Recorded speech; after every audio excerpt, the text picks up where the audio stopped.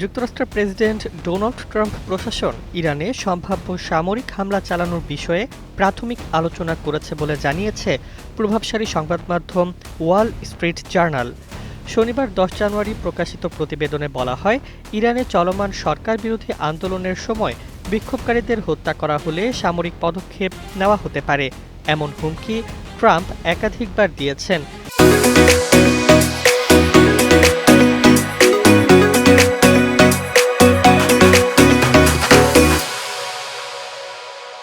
এরই ধারাবাহিকতায় সম্ভাব্য হামলার ধরন ও লক্ষ্যবস্তু নিয়ে প্রশাসনের ভেতরে আলোচনা হয়েছে। নাম প্রকাশে অনিচ্ছুক একাধিক সূত্রের বরাতে সংবাদ মাধ্যমটি জানায়, আলোচনায় ইরানের সেনাবাহিনীর গুরুত্বপূর্ণ অবকাঠামোকে লক্ষ্য করে ব্যাপক আকারে বিমান হামলার বিষয়টি গুরুত্ব পেয়েছে। বিশেষ করে সামরিক ঘাঁটি, বিমান ঘাঁটি ও কমান্ড সেন্টারগুলো সম্ভাব্য লক্ষ্য হিসেবে বিবেচনায় এসেছে। তবে এখন পর্যন্ত ইরানে হামলার কোনো চূড়ান্ত নির্দেশনা বা মার্কিন সেনা ও সামরিক সরঞ্জামের অস্বাভাবিক মুভমেন্ট দেখা যায়নি। এমন প্রেক্ষাপটে প্রশ্ন উঠছে, যুক্তরাষ্ট্র হামলার সিদ্ধান্ত নিলে ইরান কতটা প্রতিরোধ গড়ে তুলতে পারবে? বিশ্লেষকদের মতে মধ্যপ্রাচ্যে ইরান একটি শক্তিশালী সামরিক শক্তি। দেশটির সবচেয়ে বড় শক্তি হল বিশাল ব্যালিস্টিক ক্ষেপণাস্ত্র ভান্ডার, যা স্বল্প, মধ্য ও দীর্ঘ পাল্লার। এসব ক্ষেপণাস্ত্র ইসরায়েল ও উপসাগরীয় মার্কিন ঘাঁটিগুলোতে আঘাত হানতে সক্ষম।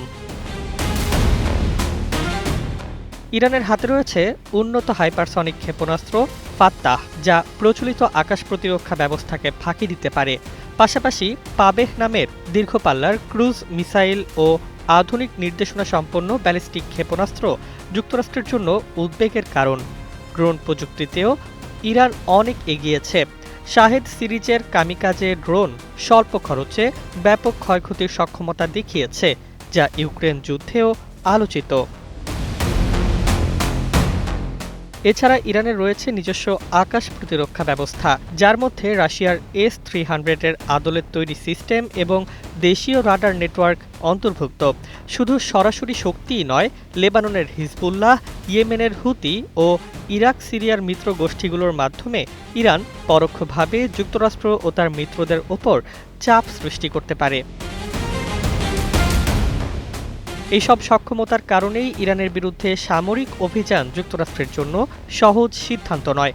বিশ্লেষকদের মতে সম্ভাব্য হামলা গোটা মধ্যপ্রাচ্যে বড় ধরনের সংঘাত ছড়িয়ে দিতে পারে, যা ওয়াশিংটনের জন্য বড় ঝুঁকি হিসেবে বিবেচিত হচ্ছে।